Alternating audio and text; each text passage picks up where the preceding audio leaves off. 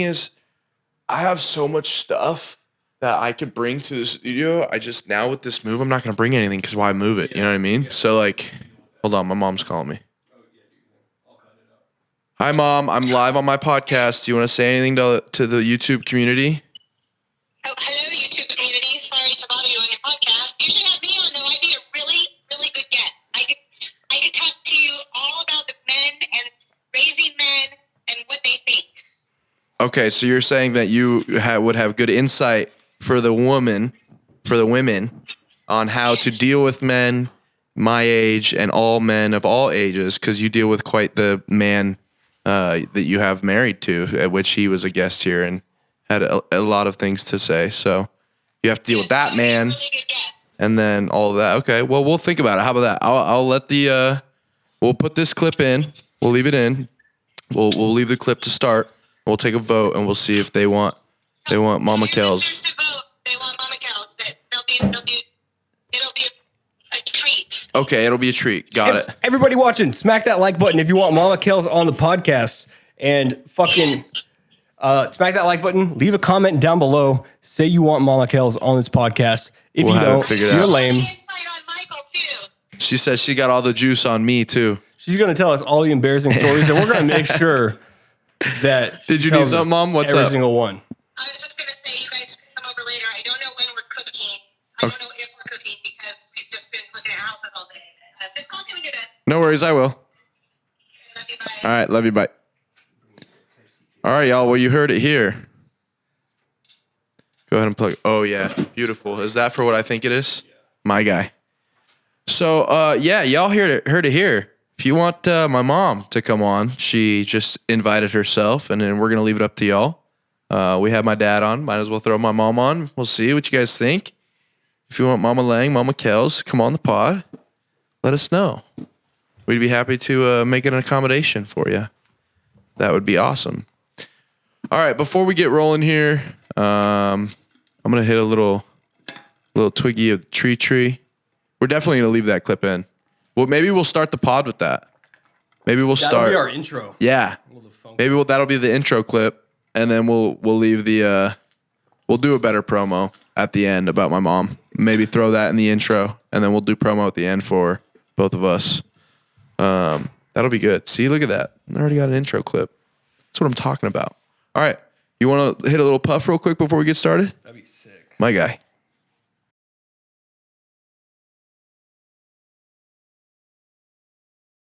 Cool. How was that work trip? Was that lit?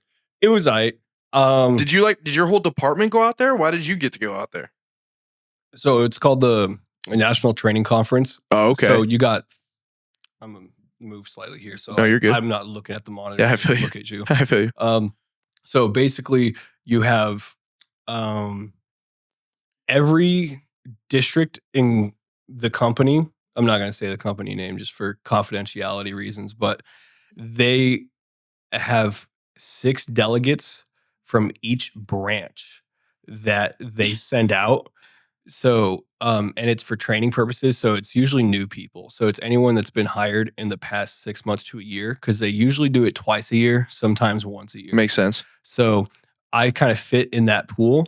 So myself and like 4 other people that got hired either within a month or 2 before or after me went, along with like 2 managers from our department.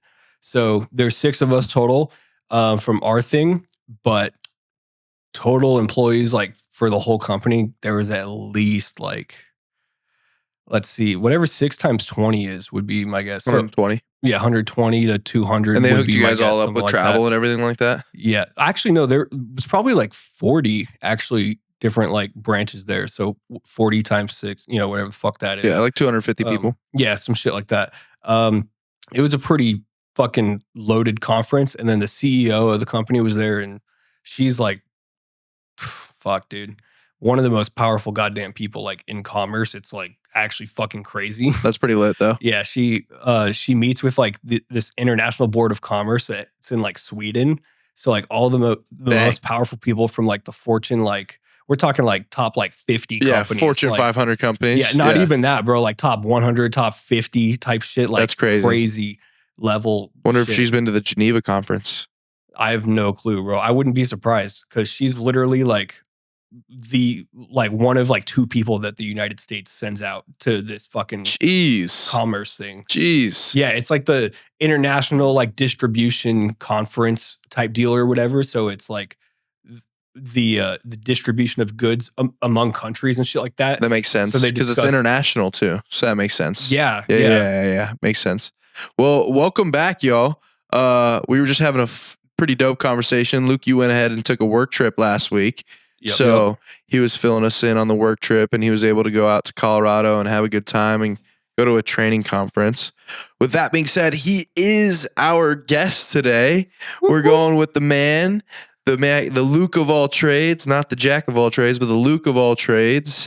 He is a one-of-a-kind character. I love this dude. He's been a great asset and a great help and a great friend to me, to our community, and to everyone that he's been able to get in contact with and bless them with his skills. He is the Red Hawk Confidential podcast editor, producer, behind the scenes magic maker. He also does his own content on the side. He streams on Twitch at go ahead and shout yourself out, Luke. So you can find me, if you got your web browser open right now, twitch.tv/a Luke of all trades. That's one word, no spaces, capitals, no capitals, doesn't fucking matter. It's going to take you to the same page regardless. Just a Luke of all trades. It's also my YouTube. I've got an Instagram under that name as well, but you can also find me under Maker Almighty, both on Instagram and Twitter, X, whatever the fuck you want to call it. Midnight Maker is what you're going to find me under in terms of like Spotify, Apple Music, all that shit. So that's kind of where the Maker Almighty comes from. Heck yeah, right on. So as I said, he is a magic maker, a Luke of all trades. He's on Spotify. He makes his own music as well. So everything along the lines of audio engineering, camera engineering, angles, content, he kind of does it all. So we are very blessed to have him here at the studio. He's done every podcast for me so far. He will furthermore and continue to do podcasts for me and for the studio. So we're super lucky to have him. And he will be our guest today. We're going to kind of talk about his interests, his likes, his upbringings, kind of what got him into the content game, how he got kind of involved with Red Hawk and things like that. So starting first, Luke, did you grow up out here? Yep. I was born in Phoenix. I've been here my whole life. I've never moved out of either like the kind of Phoenix metro area. I've been in a few different cities. Like I've, lived in Avondale and, fucking Peoria and shit, but I've always been really close by. Like each of my houses that I've ever lived in have been within probably 30 minutes of each other, if not closer. Right on. So you grew up out here, born and raised. Your parents, are they still together? No, dude. My parents, they split up. I was in 7th grade, I want to say. Something like that, 6th or 7th grade. And I mean, it was fucking not a surprise by any means. So you kind of saw it coming. Yeah. So my mom sat us down and she was like, your dad and I are getting a divorce. And so she did it like individually. And I just remember being like, okay, good. Like you guys fucking hate each other. Yeah, like, finally. Y'all fight all the goddamn time, dude. Yeah, makes sense. Yeah, I was like, man, I've had friends whose parents went through a divorce when we were really little, like 5, and they were just crying their eyes out about it and stuff. But so I didn't quite know how to feel because everyone I knew that had experienced a divorce, like they were really broken up about like their parents emotionally and stuff like that. But I had just seen how much they did not get along and how unhappy they made each other. It's just like, dude, I love my dad. I love my mom. So if you guys are both going to be happy and like more enjoyable to be around, right? If you're not together, like let's do that. Yeah. I understand that for sure. I totally get it. There was a time period there where my parents were kind of the same. They're arguing a lot. My dad was drinking, causing problems and stuff. That makes thing for my dad too. Makes sense. Are you still have a good relationship with them though, independently? So my dad, I talk to very infrequently, but it's almost like one of those friends that you haven't seen for years, and then no time has passed at all. Pick up right where you left off. Yeah. A big part of it is because he lives in the Philippines, So he's out in Dumageddon is the name of the little city he's in. He lives on a fucking beach house, bro. It's so crazy. What? Like you step right off of his porch onto the sand. Like it is literally right there, bro. Bro, Lukey, I didn't know that about you. Yeah. Why are we not doing a podcast in the Philippines right now? Dude, that'd be sick. Why not? Let's book a trip, a little Dude. couples trip. Get All the right. girlies. Go to Real the talk. Philippines, see pops. Real talk. Here's the reason I haven't gone to the Philippines yet. So my dad moved out there in 2022.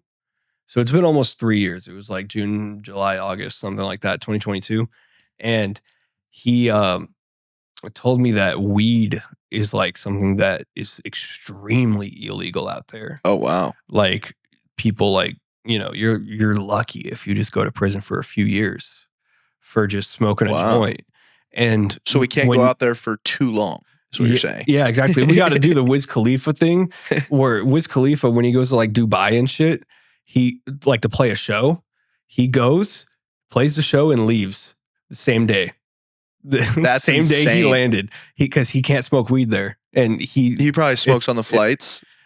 he got, I'd assume a private jet. Yeah. I would assume there's some way like, or he's at least able to smoke hella right before the flight and then like bring like a cart or like some edibles or something. Bro, he's able to smoke on his flights. I'll tell you that right now. Like, can you If actually he's- smoke on a private jet? If you're Wiz Khalifa and you're going to Dubai to perform a concert, first of all, just think of the schematics and the logistics. One of and the richest countries on the planet. Right. The logic here, right? Some prince who's got dumb oil money, okay? Retarded oil money is saying, hey, Wiz Khalifa, come do this show. Wiz Khalifa knows, or at least the people around him know, these guys got bread. We could, in business terms, we could get a really good deal out of these guys. So Wiz probably is like, all right, we know we can't smoke there. There's gotta be a private jet service, a private jet, a captain of a private jet. There's gotta be someone out there that has a plane that's okay with weed being smoked on the plane. Because they can just close the cabinet of the captain's cabinet and nothing ain't getting through. So I'm sure there's someone out there that's okay with Wiz Khalifa, especially if Wiz Khalifa is coming on your plane and handing you some more cash, being like, hey, bro, just close the door. Yeah. You know what I mean? We got a long flight. I'm It's not good, able to bro. do this when I get Yeah. there. We got a long flight. You know the deal. Just think of logical situations. If Wiz Khalifa, if you're, just think about this. If you're a pilot of a private plane and he hands you 50 bands and he goes, hey man, I'm going to do my thing. Just keep the door closed. What are you going to do, Luke? Shit, bro. Are you gonna cause a whole scene and not fly to Dubai right then and there? Or are you just gonna take the 50 bands, put it in your bag, and close the door? I'm gonna close that damn door, bro. Right. So logically speaking, I would imagine there has been a system that has been put in place that he can probably smoke on the flight, and then he just leaves and smokes on the flight home. So that's genius. But just to rile it back in, the whole Trump weave to get it back into the conversation that we're talking about. I bet you there's a way in the Philippines we can find a way to smoke a little joint and get away with it. Yeah, what's funny is he told me that you can just grow mushrooms out there, like, and it's pretty chill. Bro, and also think about you this. You can't fucking smoke weed. It's like, dude, what the fuck? Bro, think about this though. If we did go out there for like 4 or 5 days, that's not a bad little tolerance break too. I was just about to mention that's a tea break and we get to just go eat good food. We'll sleep on the way out there, have a couple days on the beach, record a pod, see what we can do, go clubbing. I'm sure there's a good little club scene. Yeah, dude. I used to fucking despise the idea of a tea break because I went from 17 years old all the way up until like 2-3 months ago without ever taking a tea break, just smoking every single day.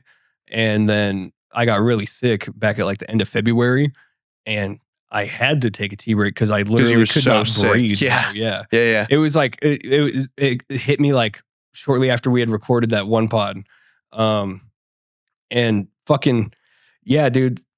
It made me realize like all of a sudden because I would hit like the wax pen or like try to take a dab or something, and the weed didn't make me feel better, and that was like the first time it was ever like that, and I was like, dude, it's not helping. Right. It won't help me. Right. And that was like such a wake up call moment. Like, dude, you don't always need this. Like, it's not always going to be beneficial. Like Right. you need to give your fucking lungs a break right now. Well, your body And just in general. Yeah, dude. Yeah. And it just made my head fucking pound and Yeah. stuff like that. It just made me feel worse overall. So I took a tea break for only like 2 or 3 days, but god damn, I got faded way easier than I thought I would after that. So I'd low-key be down for a little Philippines kind of 4 or 5 day tea break. My dad said he wants me to go out there for 3 weeks if I do, though. He was like, bro, if you come out here, you got to be here for at least 3 weeks. It's that amazing. Yeah, see, So- Pops, here's the thing. We got like lives and I know. jobs. I'm and, like, dude, Yeah, I get maximum 3 weeks of vacation time, and I've Yeah. already used some of that. right. So We're gonna do maximum like 4 or 5 days of PTO. Dad, Yeah, you're gonna have us exactly. for 7 days max, and then we gotta get back and we'll line it up with like a weekend or Right. maybe a holiday that's Right. already off. Right. I would be down though. I'm sure. I've always wanted to go to like Philippines or Taiwan or like, like some sort of Asian Pacific country. Japan, obviously. Yeah, dude, Japan. There's I would talks love to go. amongst the boys at the gym this upcoming year going to Japan. That'd Some be of the boys at fucking the cool, gym bro. want to book a Japan trip. That'd be sick as fuck too. Dude, you gotta Um, fucking slide my name into that conversation. Bro, there's so much content that we could do if we would go to either of these places too. Dude, like, I know, dude. And so I literally have a friend out in the Philippines as well, like completely independent of my dad. I knew him in high school and he moved out there after freshman year. oh wow. He was, his whole family's Filipino and shit, and his Okay. dad got an opportunity for work out there. So they were like, fuck it, we're going Yeah. back home. Of course. So I haven't seen that dude in damn near 10 years at this point.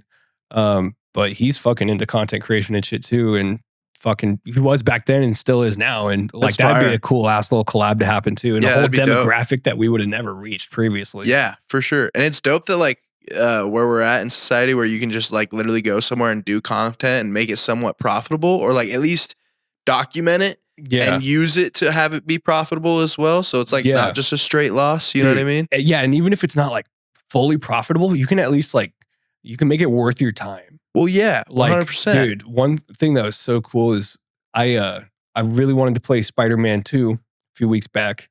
I And remember I was that. like, dude, I can't fucking, Your streams. yeah, I was like, dude, I can't like justify spending $60 on a video game right now. I just don't have that money to invest. But if I you was pay like, it on your stream, this is an investment though. yeah, if you play it on your stream, And I've made a little bit, I've made like $68 streaming right now. there you go, baby. So there we go. I've made back the money I spent on the game. There So you I go. got to get all that enjoyment that I wanted. And for like literally weeks of streaming this game. For I free, just essentially. finished the last mission on like Friday or There you go. whatever. Yeah, for free. For free, Because I would have had to spend the time playing the game regardless. regardless. But now I just and you would have to had, not- if you wanted to play the game, you would have had to spend the $60 Exactly. regardless. And instead I just like, realistically the universe just had to borrow $60 from me yeah, and then pay it back with Yeah. a little bit of interest. makes sense. Make it 68. There you go. That a boy. Yeah, and now dude. you've officially made $8 on Twitch.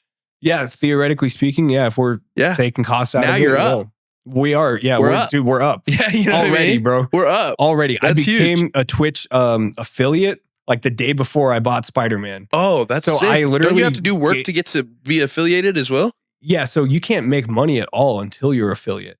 So as soon as I got the opportunity, I was like, okay, yeah, fuck it, we'll make this investment. Wait, so break that down to me because I my brother was a streamer and I'm pretty sure he was able to make money, so he would have had to have gotten a Twitch affiliate. How do you Yeah. get a Twitch affiliate? Affiliate's not horrendously hard to get, but there's one stat that's the hardest to get, and that's the average viewers.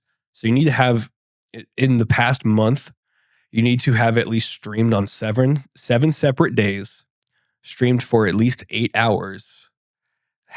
You have to have at least 50 followers. That's just in general. It doesn't have That's to be pretty easy to you surpass don't- as well. Yeah, you don't have to just gain 50 in a month. It Right, could be right. whatever. And then the hardest one is you have to have an average of 3 viewers. And when you're starting out on Twitch, that is so hard because anytime someone clicks on a game like Spider-Man or fucking whatever, And you have no GTA, streamers, they just go to somebody else. Yeah, well, everyone, it lists them in order of like viewers pretty much. So the people with 0 viewers, 1 viewer, 2 viewers, Are at the they're all bottom at of the the food very chain. bottom. Yeah. So you So- got to have good self promo to get some viewers. 100%. And that's why I push it so hard. And I like text everybody that I know every time I go live. And I fucking send a Snapchat out and I post on my story. That's smart because if you can get like 15 people just to watch you, Exactly. better bro. than having 3. Yeah. You know what I mean? And it's just 3 average viewers. So even if you Right. have like 2 people, for the most part, if you have periods where you have like 6, 8 people 7 in there, whatever, for an hour or whatever, yeah, that makes sense. then you're good, bro. And yeah, Tim is like the only reason I got affiliate as quick as I did, because I started streaming and I only streamed like fucking 4 or 5 times in the past. Like I streamed way back like 4 or 5 years ago, Mhm. but you know, I started again. I only streamed 4 or 5 times, and then Tim posted my Twitch on the Patreon, and he was like, "Luke's live editing confidential, pop in," and it just blew up, and there was like 20 viewers in there and shit. That's And I fire. just hit every stat I needed for affiliate, and the only stat I needed left was to stream for X amount of hours. I hadn't even streamed for enough time yet, and I already had all the other affiliate markers. Well, that's good. You already met all the other metrics. So you just had to Yeah, put in your dude. time then. Yep. And then you finally got affiliate and now you're making money. That's Yep. fire. You should tell him that you guys should make that a regular thing. Like when you are editing the confidential, you should go stream it and let the Patreon chat know, hey boys, I'm streaming that confidential right now. Pop in. Yeah. You should make that a thing, like a habitual thing. Yeah, dude, I definitely should. I started I've been posting in Tim's Discord when I'm streaming like video editing, like confidential or some shit. Mhm. But if I can have his direct approval, because like I have permission on there to make posts myself. Right. So I could just post it on the Patreon myself. I just, need his blessing first. Yeah, makes sense. Yeah, it's a good idea. So he has a Discord and a Patreon. Yeah, he's got a Discord server as well, but it's so inactive and like he's never in there, bro. No, I'd imagine not. It's like a few viewers occasionally in there. There's like maybe 5 to 10 What does he even messages sent a month, in bro. the Discord though? He doesn't post anything in there. So the Discord is like just a community place where like people can play video games together and shit.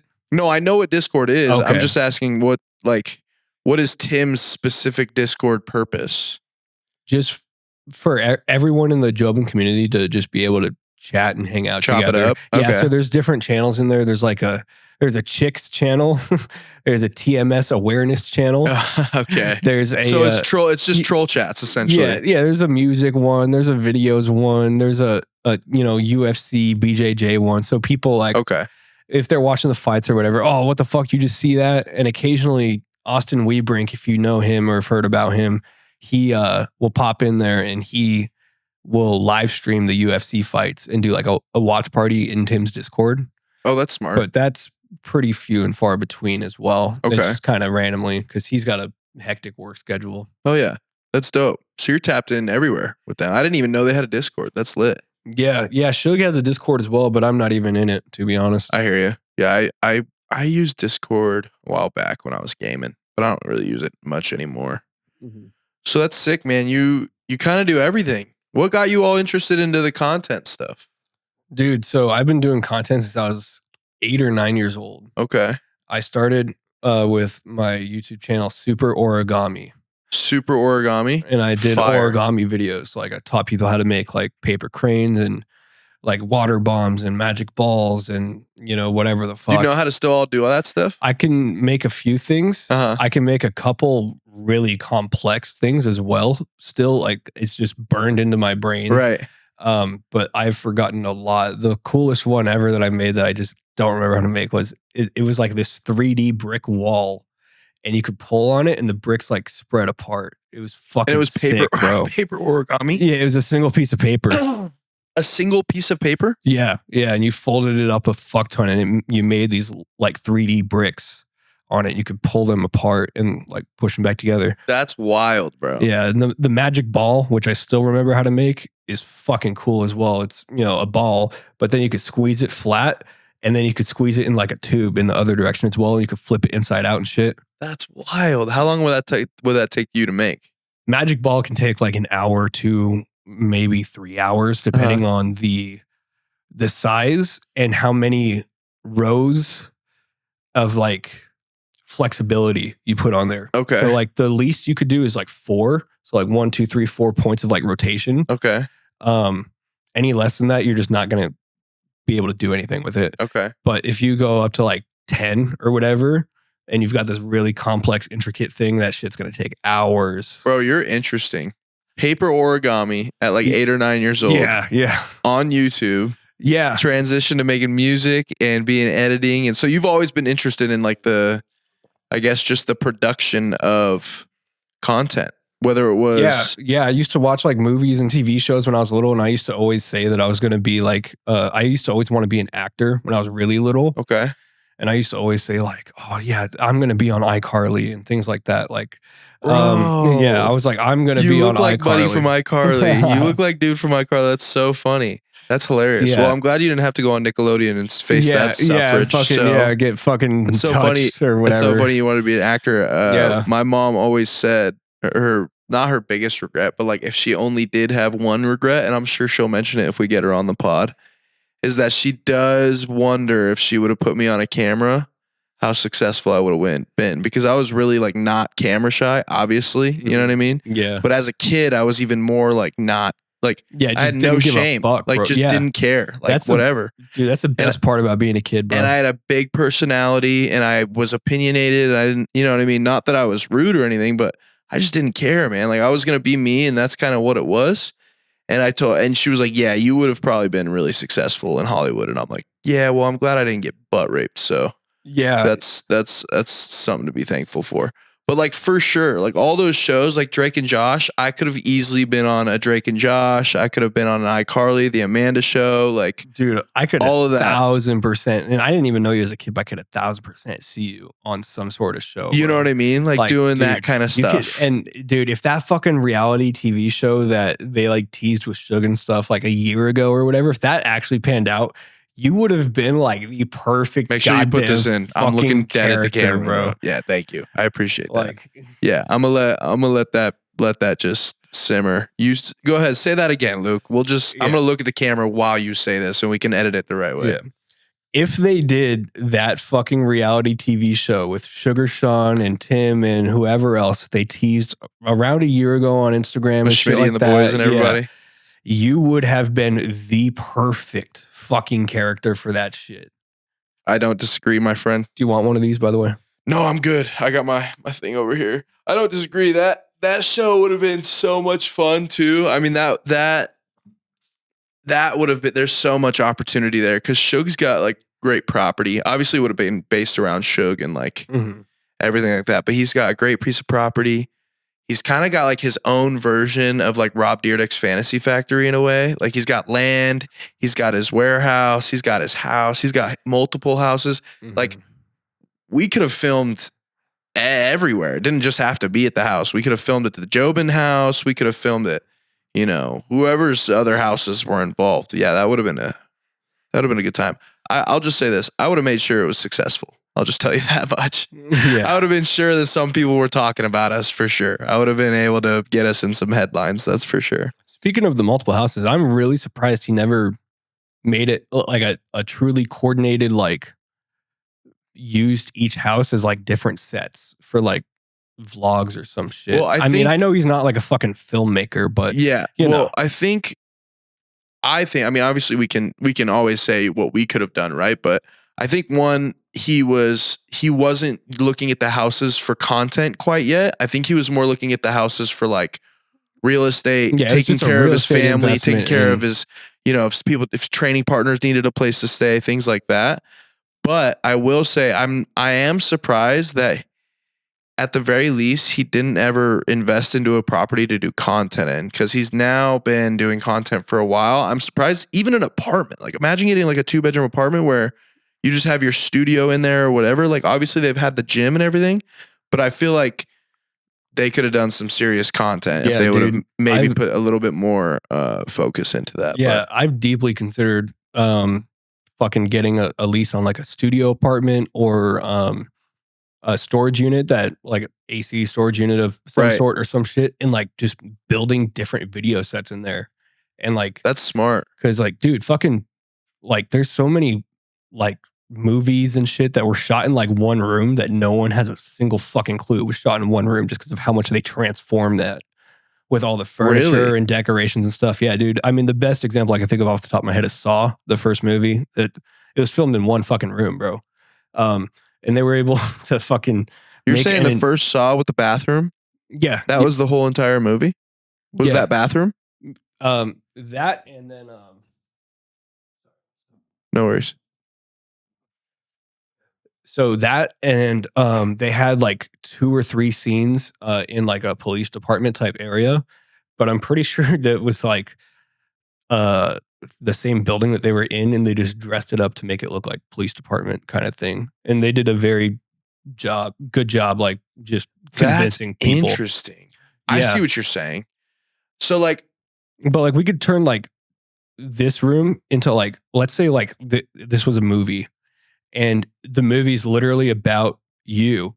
doing a And- podcast. Yeah. And so like there's a shot of you doing the podcast, but then later you come home to your apartment and you go to bed, and this is your bedroom. Like all of this has been taken out, and we've put a bed in here, and we've That's put like a wild. fake window. That's like wild. that type of shit. That's wild. Yeah. I know what you're saying. So like kind of like this is an interesting segue because this brought up something that I've been learning about recently. So Cat Williams, probably my favorite comedian, probably one of my favorite entertainers across He's a funny ass motherfucker. yeah, across all platforms for many reasons. He just bought a military base. Now, obviously, this example is on the macro. This is very big, macro of what you're talking about. He just bought an old U.S. military base, Fort McClellan. And I think it's in Alabama, and he's turning this, let's just call it 1 million square feet military base into a studio. Like he's going to film movies there. He's going to film music, everything like that. Like a fat military base with a bunch of different buildings, a bunch of different sceneries, a bunch in middle of nowhere, Alabama. Mm-hmm. And he's going to turn that big old property into a studio of whatever it is. And he was like, this isn't my idea. He's like, I'm just following success. Tyler Perry did the same thing and made it his own thing with his movies Tyler and everything Perry, like that. Dude, that shit's insane. So bro. he's like, bro, like, why would I not just do it with the same space and make a bunch of different things out of the same space? Like, yeah. And that's a big thing I want to emphasize, actually. Everybody, like, anybody watching who's in Arizona, based in Arizona, somewhere nearby Phoenix, Scottsdale, whatever area, like Chalk Studios, you could take advantage of that. Like having multiple rooms that are basically just malleable to whatever the fuck you want to do with it. 100%. Really. I mean, as long as you don't put a hole in the wall. If you do, patch it up, do a good job. Right, Make us not think you ever did it. Right, exactly. No, yeah, that's a good point. That's even another segue is like, here at the studio, there's so many options that you could do. We have backdrops. We've got different furniture. We've got different sets that you could do essentially. And if you had, if you're a member here and you had feedback of a specific set you wanted to do or a specific thing that you wanted to have it look like aesthetically, Dude, we can make that work. You angle the cameras right. That out there, that's a living room set. Realistically, Yeah, 1,000%. You can make that look like a living room in someone's house, and not like there's 2 other studio rooms like right next to it. 100%. And Jordan decked it out there, so it's a dope little area. If you're doing a fucking like a party scene or whatever, where someone goes into the bathroom and is snorting coke off the fucking sink or whatever, we got to sing too, everybody. Yeah, you're not wrong there. That's a great segue. But yeah, so taking that idea of like having a space where you could do multiple different things. Like I've even been to Shug's property off of are you talking about the one with Peoria with the pool? Oh, okay. I haven't been there, but I know about it. Yeah. Yeah, dude. The kind of shots you can take there, bro. Like, because he's in such a secluded area, and there's so many like, how am I going to try and say this without giving up the spot? Like, there's so many aerial shots and like landscape shots and like views and a lot of good views and stuff, but also on the micro, it just in his backyard and stuff, the party scenes that you could have, or like the wild scenes that you could have, or a little bit of land that he has, frat house party, dude. Or you can even do like somebody stranded and they find something. Like there's so many different avenues that you could take, but definitely like a party scene, like a what's that movie that they made? Party X or whatever back in the day. Oh yeah. Dude, fuck, dude. You're so close. I know. Fuck. What's it called? Dude, this is Project X. Yes, Project X. Yes. I was like Project X. Dude, you could easily do a Project X style movie at that house, and like, it would be tying it back to the original point of the reality TV show. Yeah, that would have been That would have been a great time. There was a lot of opportunity there. I just don't know if I don't know if there was anybody like that actually had ever reached out to a network. Like I don't know how serious they had taken it. You know what I mean? I thought so. Dude, this is like just my own impression, but I thought that they had already spoken to a network. I have not heard like actual confirmation of this, but this is just what I pieced together from little bits I had overheard. I thought they had been reached out to by a network. Oh, That's what I thought. I thought a network reached out to them and proposed it interesting. and put the idea in their head. However, That might be I true. could be wrong on that, but anybody watching, if you're a part of the Red Hawk Academy Patreon, we talked about it on the Confidential Show a few episodes back. I'm gonna take a piss. Keep it rolling. Yeah, do your thing, brother. But yeah, so fucking talked about it on the Confidential Show a few episodes back, and I think they had proposed a studio had proposed the idea to them, but I'm not entirely sure on that.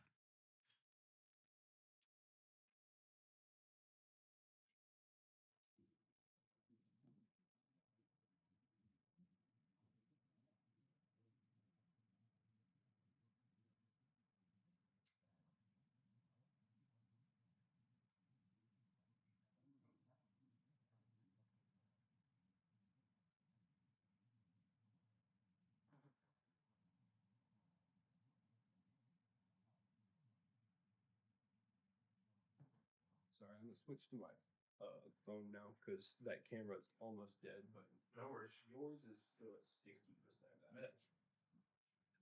That is crazy. I had no idea that a studio had reached out to him. That's probably why Schmitty was so excited and like wanted everybody to try and get on the same page about that idea because he was probably trying to make that happen, which I think Schmitty also is a phenomenal character under the right circumstances to be a star. Like that opportunity could have been huge for him too. I think, bro, he's so like just organic as a human, like natural and genuine. Like obviously people know him as like a little bit of emotional, but like just how he is naturally, if he just had cameras following around him, bro, he would be content just himself. Like, you know what I mean? Like, yeah, dude, Schmidt would kill it low key. And that's one thing that had really led me to believe that as well, is because Schmidt's just like level of excitement. And it sounded like something that like there was already some sort of logistics talked about type deal. Like, well, yeah, especially if somebody had reached out already.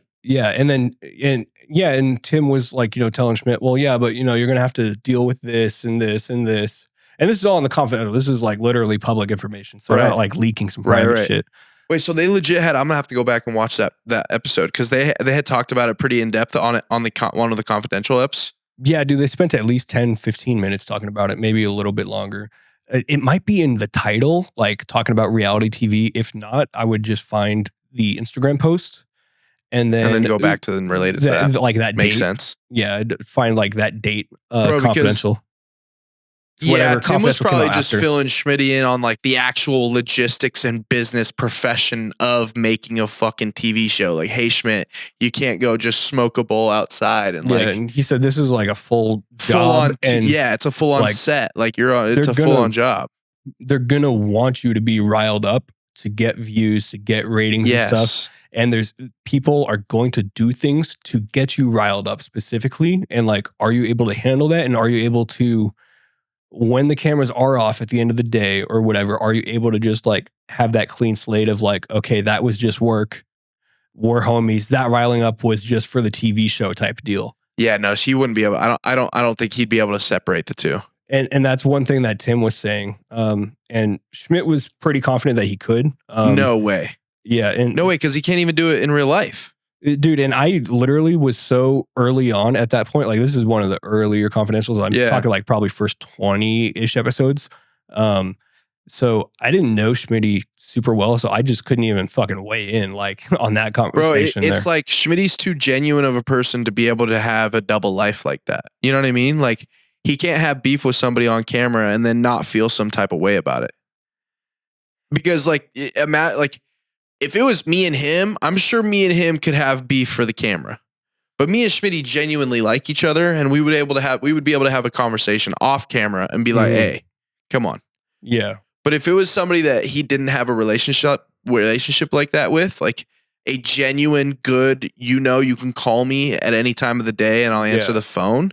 If he doesn't have that foundational set, I don't think he'd be able to do that with just anyone. You know what I mean? Or specific people that he may have issues with. Like, I don't think he'd be able to not blend the two. Yeah, exactly. And then it brings in the question of like, okay, are these people just saying things to get me riled up, or are these underlying thoughts like tensions that had been building up, and now because there's a camera, right, it convolutes everything up or whatever. It convolutes everything. Is this something that they've always felt, and now that they feel like there's a camera here and they're going to get views for it, they can say it, and it'll make them look good. And there's so many factors that would go into that. That just makes it hard, bro. Ooh, I would not. I don't think I could personally do it. I could do it. Yeah, well, I could. I also think it takes a certain sense of confidence in oneself, and it also a confidence of being like, I don't give a fuck what you think. Schmitty gives a fuck what a lot of people think. That's true, and because that's a lot of his own nature, like his own nature. He wants people to like him. He wants people, like, to a certain extent, I want people to like me, but I'm not gonna change, or I'm not gonna listen. This is what I am. Take it or like it. Take it or leave it. Like, you either like it or don't. Trust me, I'm a much better friend than I am an ally. Or I'm a much better, what's the saying? I'm a much better enemy than I am a friend. And I'm a pretty damn good friend. You know what I mean?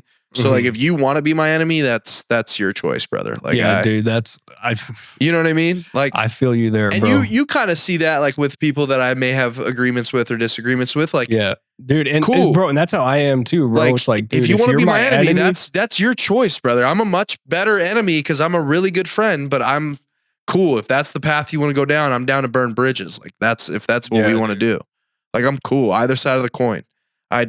Sometimes, depending on the day, I'd rather burn bridges. Let's go do that. Sure. I'm with it. But like, yeah, nah. If I were to be on reality TV, I'll tell you what. Tell you two things I can confirm if I was on reality TV. That company's getting views. That show, that platform, that whatever, they're getting views. And secondly, I'd probably become very big very fast because of reason number one. Yeah. The only thing that makes it tough is like, do you work 7 days a week in reality TV? And if you do, are those 12-hour days? I don't know. It's more of like you work. We're going to film March through June, and we're going to film 6 days a week. And then after that, that's the season. And then we'll film. Right, probably off for like 2-3 months or whatever. Right. And then you film another chunk of season.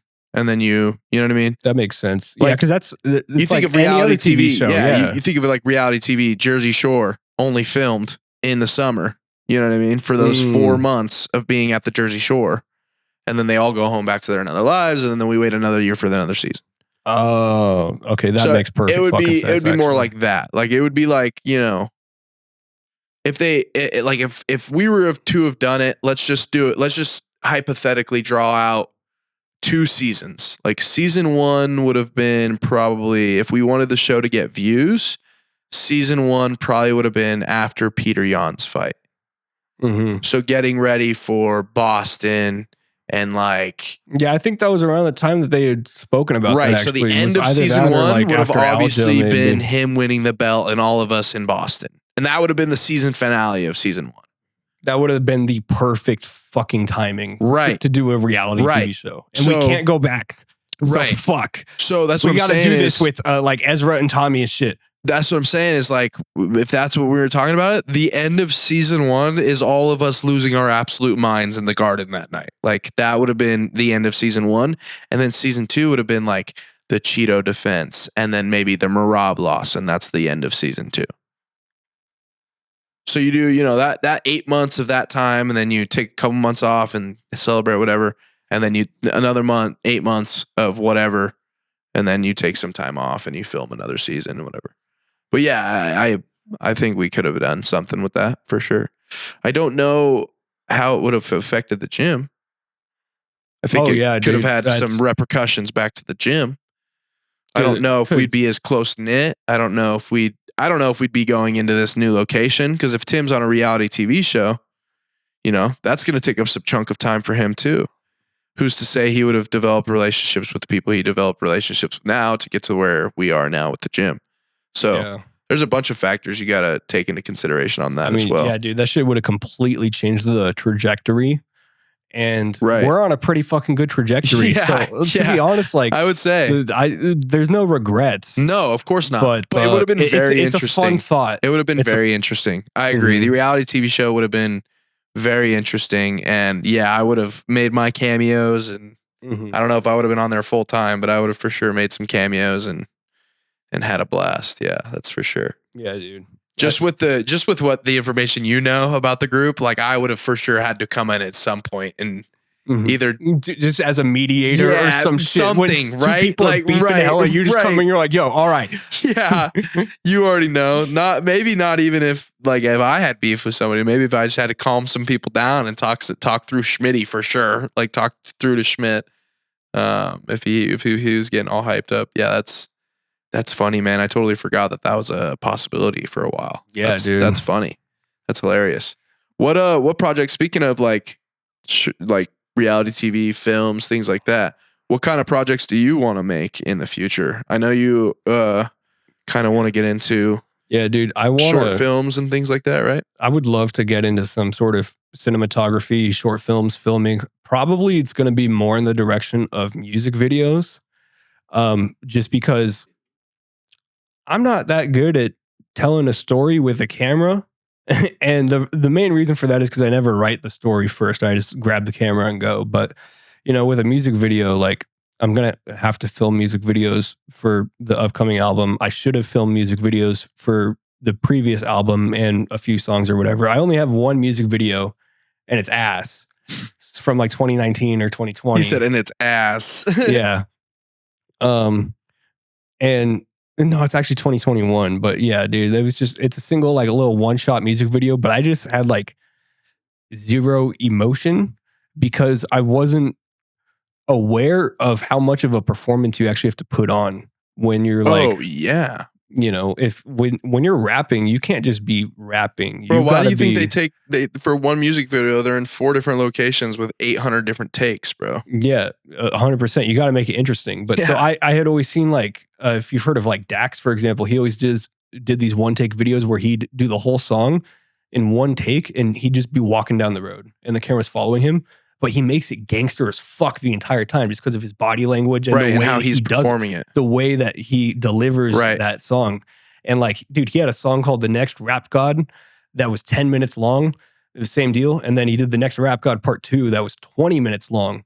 Same deal, bro. One fucking take. One take walking down the road. Yeah. Spitting the whole thing. And there's 5 fucking beat switches and shit. He's singing. He's fucking rapping. He's doing all this shit. That's super dope. But anyway, going back to the original thing, music videos is probably the direction you'll see a lot of that like cinematography, short film stuff kind of manifest in, because that's the easiest thing I could creatively tie it into, at least as of right now. Right, with what you're doing. Yeah, exactly. But if I ever fucking came up with an actual like good plot of some sort, I would love to be able to shoot an actual story of some kind. Bro, and I'd love to do a documentary. I feel like that'll definitely happen if we stay friends long enough, because there's going to be a documentary on me one day for something. I can already see it happening. Bro, it's funny actually. I don't think I've told you this, but I've always had, not always had, let me state this correctly. I've had reoccurring dreams of the same dream throughout my whole life. And it's the same dream every time. And I walk out to the 50-yard line of a football field, and the entire football field is full of people chanting, screaming, going crazy. I look up at the Jumbotron, it's got my name on it, and I have a microphone in my hand, and the second I bring the microphone to my hand to say something, I wake up. Interesting. And I've had that same dream like multiple times at different chapters of my life. It's just not your time to say something yet. Right. So that happens in real life, bro. There's a reason for that. That's something to document for sure, like documentary type stuff. So I'd be down, because I know one day we're going to have to document some stuff. And now that that's on video, in that documentary. We're going to throw in this clip from the podcast. Right. This documentary is going to be 5-10 years from now. I've spoken it. Fucking multi-millionaire. I don't know how many people have actually told that to. I know I've told my parents that, my family. I tell them all the time. I was like, yeah, whatever. You guys can do what you can do. I'm going to speak to a football field one day as a joke. But yeah, dude, I've always felt like I was going to be, like I said before, like an actor and stuff as a kid, but like some sort of person of prominence. I've just always wanted to be one. You could call it a fucking a superiority complex or even a God complex, and that's part of why I go by Maker or Maker Almighty. mm-hmm. God is literally referred to as the Maker Almighty in some translations of the Bible. It's literally a fucking extremely egotistical way of calling myself the God and the creator of all that I do. Right. That's pretty cool metaphorically though. Yeah. I mean, as long as you don't like feed that egotistical part of it and you're just more metaphorical with it, I wouldn't see it being a problem. Well, what's funny is it was so much more egotistical, but it just became so much less over time. Yeah. Like I recognize it as egotistical, and I think because of the fact that I can recognize it as egotistical, it makes it less than before. Because before I was like, I am the maker, I am the creator. Right. And that's how I got that name. Well, let me ask you this. Did you feel like you got that ego death because you got into it and you're like, holy shit, I'm not as good as I think I was, maybe? Yeah, I think that was a good portion of it. So maybe I'd say that was probably 60%, like 40 to 60%. And then the other 40 to 60%, whatever evens out to, was just fucking like, basically actually dying. Yeah, right. I remember you had that experience as well. Yeah. Why don't you go ahead and fill us in with the people about that, dude? Yeah, dude. So if you don't mind. Yeah, so I was in 2022, probably like March, April time or whatever. I had a lot of really, really good connections in terms of being able to get drugs for a very low price. Gotcha. But he was the plug or plugged in with the plug. Yeah. Gotcha. And I got this fucking Coke for stupid cheap, bro. I was buying like, I think I got like 7 grams, allegedly, Yeah, we don't have any factual evidence on this stuff. Allegedly 7 grams of Coke for like, God, it was like $250 or $300, dude. And some people pay that for like an 8-ball. Yeah, dude. A good 8-ball. Yeah. So like, dude, it was fucking nice, man. And let's be honest, bro, this wasn't fucking amazing Coke. This was, and they were honest about it. The vendor was like, yo, this is about 70, 80% purity. So it was cut with either some meth or whatever the fuck else. I don't know. The other 20%. Yeah. And what's usually like the levels that you're good at? But for the price, I was like, dude. Yeah, whatever. I was like, fuck, dude, I'll take that 70%. And it still looked fine. It felt fine and stuff. But I was railing Coke for like a month and a half. But what were you going to say? Sorry. No worries. I was going to ask you, what's like the normal, because I didn't do very much of that. I did some, I dabbled, but I wasn't like picking up that much ever. What's like the normal cut percentage of good stuff? Okay, so good stuff most of the time is going to be 80 to 90%, unless you literally are like plugged in with like the fucking cartel or something. Where it's like mid 90s. Yeah, then you can get like the actual just straight from the brick. Like plant has been processed into cocaine and then now you have it type deal. Right. Like, straight off the brick. Yeah, and so that's actually before it's brick. Oh, actually. okay. So it's there's 2 terms for it. One of them is Lavazza. I can't remember the other one, but it's actually Lavazza, I believe, is one of the brand names for one of the prescriptions for cocaine, because as a Schedule II substance, you can get it prescribed in the US. It is extremely hard. And extremely rare, I'd imagine. Yeah, extremely rare. Most cases, it's optical surgeons have it, and they use it as a numbing agent on the eye. So that's like the most commonly used medicinal case for Coke. Doc probably takes a little bump right before he gets that surgery going too. Yeah, so that stuff, that's not a brick yet. It's just raw crystals and stuff. Wow. So what makes it a brick is what they cut it with then? It gets cut like super slightly at first, and then it gets, because Coke is like, as you've allegedly seen the shit before. It's like not completely just a dry powder. It's almost like a paste that kind of sticks together. You know? Right. And so once you press those crystals together, they're just going to stick together into a brick, and you wrap it with enough saran wrap and you compress it and stuff. Right. A lot of the times they'll actually press the brick with a brand of some sort. Like I've seen fucking Grand Theft Auto bricks and Tesla bricks. It's so funny, dude.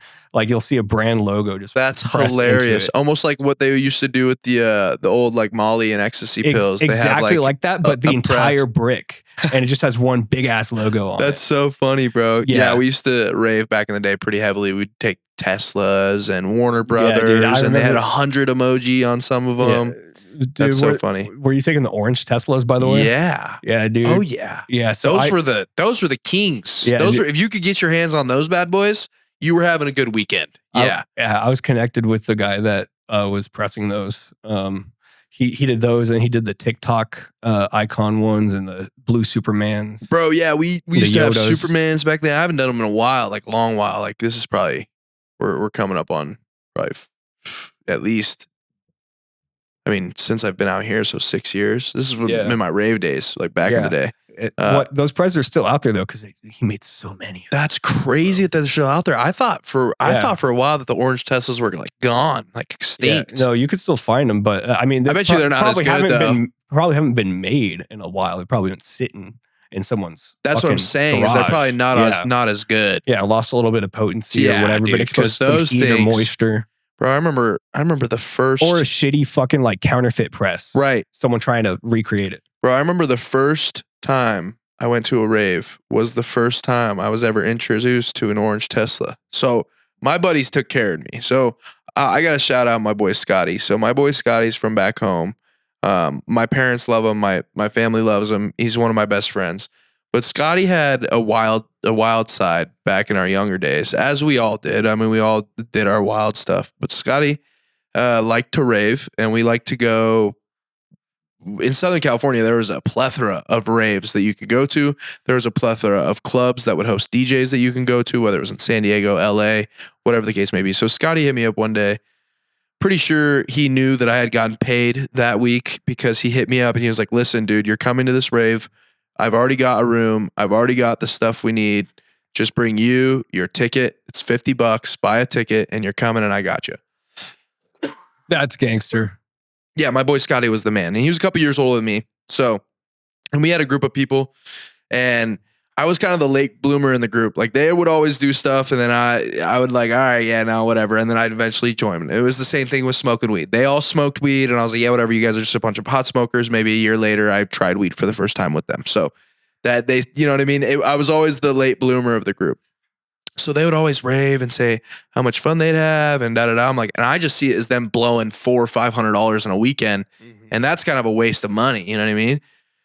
But then Scotty got me. He knew I got paid and he knew that if I just had to pay for my ticket, I'd more than likely come. So he was like, listen, I got the hotel room. You're good. I've got everything we need. You're good. You're going to grab some weed on the way. Like you're already going to pick up today. Just buy a ticket. Tell your mom you're coming to hang out with the boys this weekend. You'll be good. I was like, all right, bet. Bro. Now this, just to set the mood, this rave was in the middle of July. Outside at a let's just call it like a big outdoor venue in the mountain range. So it was beautiful weather. It was hot. It was in the middle of July, Southern California, in San Bernardino, and it was a 2-day rave.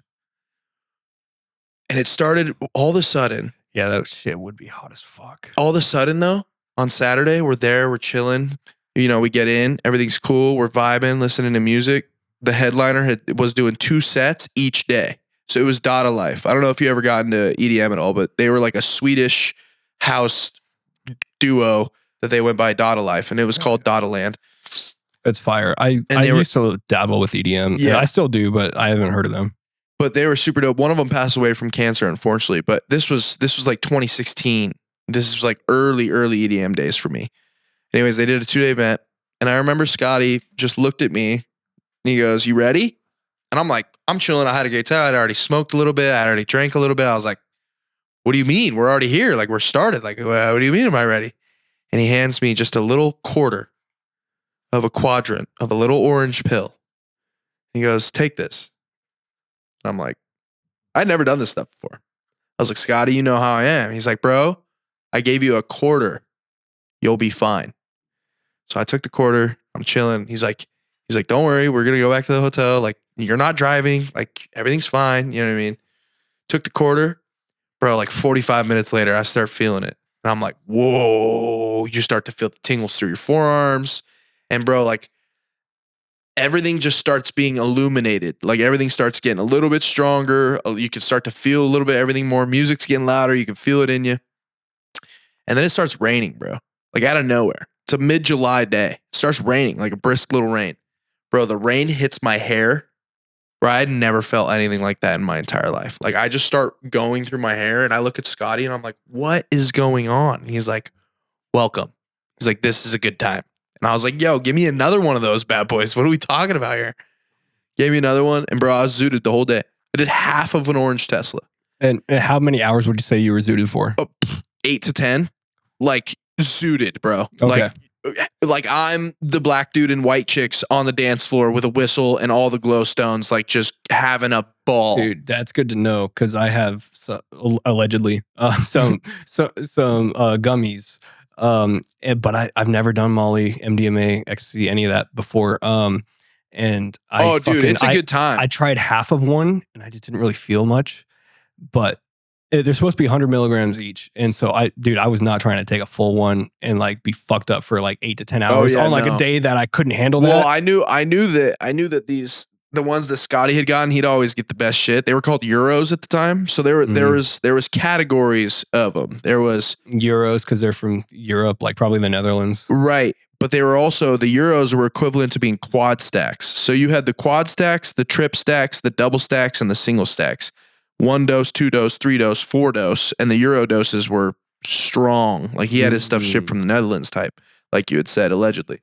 And so like one of those quarters from the Euro was equivalent to having a full 1 dose. So I took 2 doses that day, zooted for, and we used to have a ball because party wouldn't stop when the rave ended. We just go back to the hotel and party more because the hotel that we're at is close to the venue, pretty much booked out of all rave goers. You know, you have thousands of people going to the raves. There's only 5 to 10 hotels in the area. You're pretty much hanging out with a bunch of people that you were just raving with.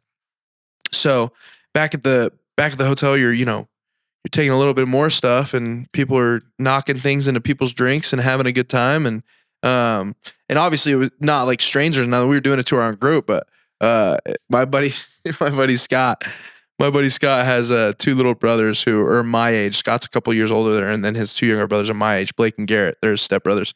And I also grew up with them. They're my great friends. Blake lives out here. He's a locksmith. Garrett's back in California as a plumber.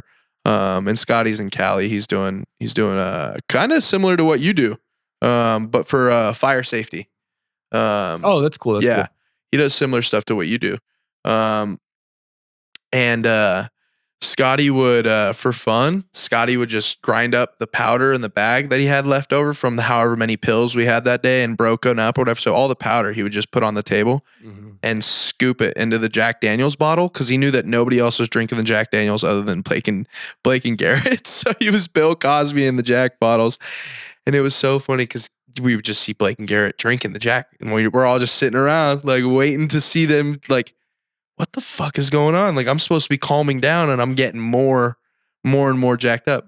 And Blake just finally looks over at us. He goes, is it me or are you guys like still going? And we're like, nah, we're dying down for the night, bro. Like we're chilling. He's like, bro, I feel like I'm just getting started. Like what's going on? And Scotty starts dying laughing, talking about how, yeah, bro, you should check that Jack bottle. And they kind of like tilt it to the side and see the little residue at the bottom. He's like, oh, fuck you, Scotty. I'm going to be up all night. Like, yeah, it was a good time. So that was the first time that I ever did Euros and ecstasy and all that. And it was, it's a good time. You don't want to do too much though, bro. That shit fries your brain. I've seen people be retarded off that stuff. Yeah. So it's, that's the reason I had never tried it out of like all the drugs I've fucking done. So MDMA is one of the few, psychedelics, which I'm going to put in quotes because it's not really a psychedelic, but it has a lot of psychedelic factors to it. Yeah, I see. It's we'll call it a euphoric. How about that? Yeah, like a euphoric stimulant. Euphoric stimulant for sure. It's one of the few that is actually like neurotoxic. Yeah, it definitely hurts your brain. Yeah, with like too much exposure. Oh yeah. It's like you do it like once every like 2 months. That's like the limit of like as frequently as you should go. Oh yeah. And there are people. And if bro, you do that every 2 EDC months, week? some people every 2 months, like they'll still get a little slow or a little spacey. Bro, you should see some of the people that walk around at EDC that have been doing it for years. Like they're Oh, yeah, literally, dude. you can tell they're zombies. Like and they're sober and they're just literally, and Yeah, YouTube, dude. mind my language, retarded. Like For you need to real, go to the bro. school bus, bro, because that is bad. And they've just spent years and years burning their brain with this stuff. I mean, I've bartended EDC. I've worked at EDC. I've attended EDC. I've snuck into EDC allegedly. I've been to EDC plenty. I've seen plenty that EDC has to offer, which is the Electric Daisy Carnival in LA or in Vegas every year that they put at the Speedway. Basically biggest rave on the planet. I had no clue that's what it stood for. I always thought it was electronic dance concert. No, I think it's the Electronic Daisy Carnival. That's funny. Anyway, go on though. It's a 3-day, 18 hours a day rave, pretty much. And people do not stop taking drugs for 3 straight days. Yeah. And they advise you, once you take this stuff, to wait 2 months. You're talking about people that are taking 10 doses a day for 3 days straight. 3 days straight. Yeah, dude. And usually combining it with other substances such as alcohol, everything. like almost guaranteed. Everything. Usually some cocaine. More than likely weed. Everything. Oh, yeah, There's so dude. much Weed, weed being 100%. smoked there. A lot of Alcohol, acid, a lot of mushrooms. A lot of psychedelics. Yeah, that's not the only thing they're on. I mean, yeah, a little bit of ketamine. For sure. Yeah, that's dude. out there as well. My No old doubt. roommate would go to EDC every year. And Bro, people get stuck in K-holes. Bro, I remember being at a bar one time and this dude was stuck for so long. I remember like looking at my clock and it was like 2 a.m, bartending for like however long. Looked at my clock, it was like 3:15. Buddy had not moved from just being in front of my bar. Just stuck. Just looking at stuff. Yep. And Just he stuck had in a no damn K-hole, clue bro. he has spent that long there. Yeah. And he had no idea. He probably thought he was there for 5 minutes. Dude, you probably thought he was still watching the show. Right. right. That's my point. Like, bro, and I will say working EDC, bro, probably one of the most exhausting experiences of my I life. bet. Are the tips good? It just depends. Maybe on the first day. And then Depends on the everyone's bar all you're turned at. and I mean, broke. I went and I made a good cat. I'm trying to be nice. You make good cash and you'll make money if you know how to make money. But I will say that the companies that you're there that are representing you to make money do not do you any favors. And in fact, probably you got to hinder. hustle on your own. Well, yeah, it's like they got to make money too, right? So like think about a company who has 500 bartenders and you have all these bartenders making all this money. If you just tell them they're all going to make the same amount, you could just take a fat check, divide it by however much, take some off the top, and leave everybody with a check. So it's like you don't really know how much money you're actually supposed to be making. Because if I bartend for 12 plus hours, I should easily make over $1,000 a day. Easily. And apparently, according to their calculations, I didn't. Now, allegedly, you're not allowed to take cash, but people tip cash. So I had really good tippers, we'll say that. Mm-hmm. So I was able to That's fire. make cash, thankfully, to my customers who were good tippers. That's fire. So Yeah. yeah. Dude, EDC, my old roommate that I was talking about. But no that was matter over there, what, no matter how much money you make, still a good overall experience. Because you literally party for free. Like imagine being a bartender at the biggest rave on the planet. Because you probably get to drink while serving drinks. It wasn't there even that. too, It huh? was the Or you- business that I could do with alcohol. Think about that. If I don't drink and you want to buy me a shot, well, I can give you this for free. And what can you give me? Allegedly. Yeah. You know what I mean? Mm-hmm. Bro, I was chilling all weekend, bro. I was behind the bar seeing a bunch of things. A bunch You know of what I mean? I was doing couple orange Teslas. Oh boy, we were having a ball. Like I was it got to a point where I had taken some shrooms the third day. And the third day of EDC, they do like the grand finale, which is like a fireworks show. And I'm sitting at my bar, I'm chilling. And all my bartenders had known that like an hour before I had done some. And they all just turn to me and I'm looking at the fireworks show. And they all just look at me and I look at them. I'm like, oh man, y'all wish y'all could see what I'm seeing right now. And they all start busting up laughing. And our manager walks by and he goes, what are you talking about? I'm like, bro, the fireworks show. He's like, well, yeah, we're seeing it. I'm like, yeah, but like you guys aren't appreciating it. You know what I mean? Like I'm totally talking to this dude like I'm just some hippie dude. Like I'm never gonna see him again. He's like, all right, man. He was like, well, make sure you're moving your line. And I was like, dude, it's 4 a.m. on Sunday, dog. Nobody's drinking. Like nobody's in front of me getting drinks anymore. Everybody's dead at this point. We're talking. They're on hour 60 of 65 partying. You know what I mean? Like we're talking. Everybody's zombied out at this point. Damn, like there's dude. there's bodies here, plenty of them, but there is zero life. There is no life at this place anymore. Like it is all sapped out. And yeah, it was a good time. I had to grab like my bartenders and be like, yeah, it's a good time. I'm having a good time. It was overwhelming. Fireworks dope. I have so many videos of like, well, that's the cool thing about working those events too. Like not to carry on this conversation, bro. The access that you have, bro, and I'm smart. I've done this stuff before. So I bring a radio, hook it to my ear. I got my badge. So I look official as official can look. More official than just a bartender. So I be going backstage. Yeah, look like security. I be going backstage, bro. I was on stage with Valentino Khan at EDC with like 80,000 people in front of him. And I'm like, I'm sure there's a video out there if you look it up in, what was that, 2020 or 2021. I'm sure that you'll see me somewhere with a black shirt with a radio attached to my shirt, my little EDC badge, my wristband, and my little headset, and I'm a bartender just chilling on stage in front of 80,000 people, just like just going crazy. Like and like if you act, you know me, like I'm confident. So if you act like you belong, bro, nobody's gonna ask you questions. Dude, 100%, bro. Like you're walking past security, they're making 18, 19, 20 bucks an hour. What do they care, bro? You got a badge and a radio. You good? Yeah, come on through. You good? You all right? I'm just like, yeah, I'm stage director, or I'm this, or I'm that, or I'm whatever. Go take an hour break from bartending and go fucking see a show and go on stage. And yeah, it was a blast. It's a bunch of fun. You just be smoking behind stages and stuff like that. Nobody be chilling. Nobody cares. Dude. Those things are so big, it's hard to regulate everybody. My manager's 2,000 feet that way.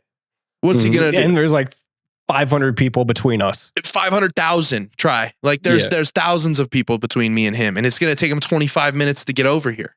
Like between all of those people. Like then, bro, I said I'm gonna go take a break. I'll be back, and if I'm not back, you can just write me off the schedule for the rest of the day. You know what I mean? Like I didn't come back, so I got 2 turns. Right. So it's like, cool thing is though, is like, they have like specific parking lots for you so you can avoid the traffic, because getting out of there is an absolute nightmare. I mean, have you ever been to the raceway out here, out in Avondale?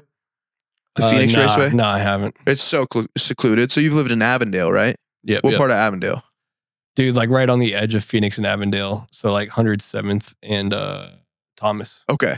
So like you're Thomas. So below you would be like McDowell. Okay. And then the 10. Okay. So under that was Van Buren, right? Yep. So I lived off of Central and Van Buren. I was a little bit more west than you. Oh, Central Avenue? Yes. Oh, so you were right in the center of Phoenix, bro. No, I was in Goodyear. Oh, you're talking that Central. I'm talking Central that has the bank and everything right there, right under the 10. But anyways, if you keep going south, those mountains that you see, like in Buckeye and like super south under the 10, that's where the raceway is lined up against. It's right on the base of those mountains. So there's nothing out there, bro. There's one way in and one way out, which is the same at all raceways pretty much. So when you have a rave with 200,000 people, and you have 200,000 people trying to leave this place at one time, it takes 3 hours to get out of the parking lot. Oh, dude, I fucking believe it. The rave ends at 7 a.m.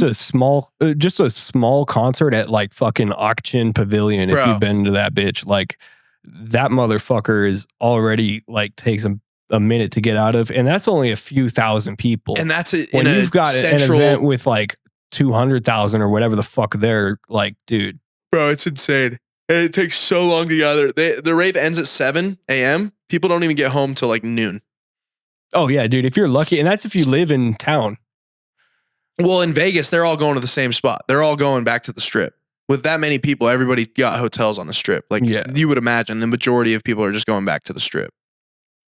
Do most of the people just camp out at EDC the whole? There is a lot of camping too. Yeah, there's a bunch of camping. Yeah, but it's like, it's tough, man. You're like in a bowl, so like the weather's not great. You're tent is getting blown over by wind. Like it's not ideal situation. But people also don't Man, you're give on a a damn, fuck ton bro. of drugs, They're bro, like yeah. partying for 3 days, bro. Like it's Yeah. like Dude, when if you you're on ain't enough gotta drugs, leave, you don't give a fuck about yeah, where you bro, gotta sleep, like bro. it's wild. It's a good time. It actually, I feel like it would be a bunch of fun to go do like a group music festival one last time. Like anyone, everyone can come. That'd be fire. I feel like we'd dude. have a blast. I feel like it'd be a bunch of That'd fun. be fire, dude. You know what I mean? Especially if it's an Arizona festival, hand out Chalk Studio flyers. Yeah, 100%. Bro, they do them out here all the time. They're always at, Sarah just got a job over at Rawhide out there in Chandler. They're doing Relentless Beats festivals out there all the time. Yeah, dude, Rawhide's cool. I saw Dead Mouse there twice. Yeah. And they had, I haven't been, but I've heard they got a pretty dope venue out there for the raves and shit. It's not bad, bro. This is, I mean, like, we're coming in on the time of year where it's going to be too hot for it, but this is like the time of year where it really starts popping off at the same time. It's Yeah, kinda well, it's funny. weird. Like people start booking stuff like August, September, because that's when it starts to cool off. Yeah. And they want to get booked before the winter. Yeah. So it's like, Yeah. So we have a lot of raves and EDM stuff like going into like the beginning, maybe first 2 weeks of June. And then after that, it's like nothing until like For September. the most part, no outdoor shit until like September. Yeah, until like September. Yeah. And it's still hot as shit in September. Yeah, dude. Oh my God. The second time I saw Dead Mouse, it was like August 5th or something. Oh my God. Dude. And it was outside at Rawhide, bro. Oh my God, dude. We were you were sitting at 110. Bro. We were cooking, Yeah. dog. What are we at?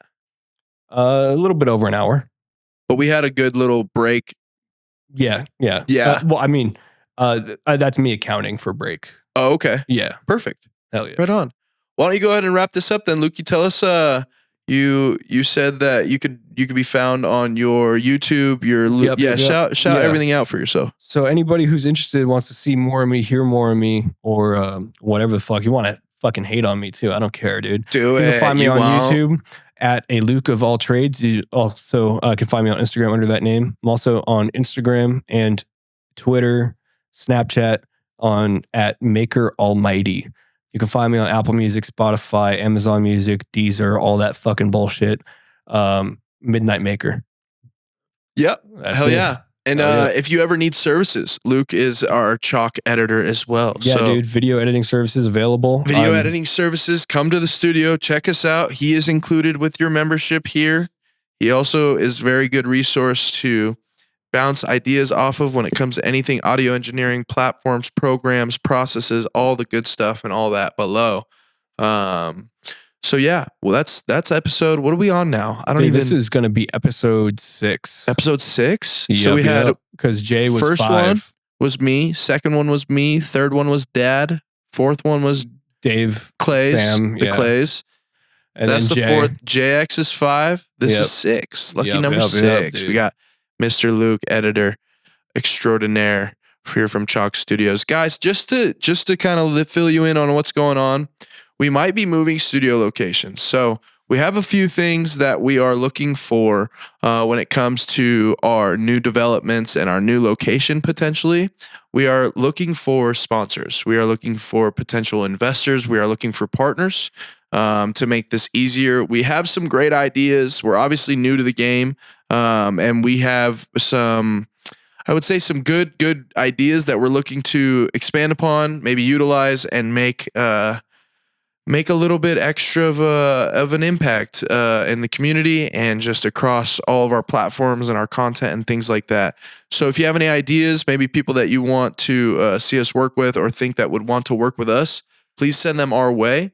We've got a lot of different, like I said, we've got a lot of different theories, ideas, and plans in the work that we think will be super beneficial to anyone that may take a chance or may see an opportunity here. So again, that's just an opportunity that we're looking for here at Chalk Studios. We're looking for any investors, any partners, any sponsors that would like to that anyone that us. wants to fucking make history. This is the first service of this type that has been available, I believe, in the entire state of Arizona. We're one of a few podcasts and video centric and like monthly subscription studios and stuff in the whole country. Yeah. And like, yeah, I know you know more about that. You've been kind of doing the research there. So this is the new wave. We are of we are super excited for what we're all sure doing, to kind of start and see where we can make this applicable this new kind of format of business when it comes to making content and things like that, and providing content and providing feedback for content. Like Luke said, we're trying to steer the ship towards a new kind of phase into society when it comes to having a membership service to do your content with. So we're super excited. Like we said, we may be moving studios. We might be doing a couple different upgrades and updates and things of that sort. So be on the lookout. Give us a like and a subscribe. And just go ahead, check out Luke on all of his resources here, and make sure you tap into his Twitch streams. That boy can definitely deserve the views and all the. I was a biddies guy. I like to donate bits when I was on Twitch streams. Dude, anyone that donates bits, I do 1 push-up for every 10 bits. So if you want to fucking make me jacked as hell, let's go. Go be the biddy king in Luke's chat, ladies and gentlemen. We appreciate you joining today. That is Luke, our chief editor here at Chalk Studios. We appreciate him. Go give us a like, a follow, leave a comment, tell us what you think and who you think should be on next. We appreciate you, and we'll see you next time. This was episode 6 with our boy Lukey. Peace!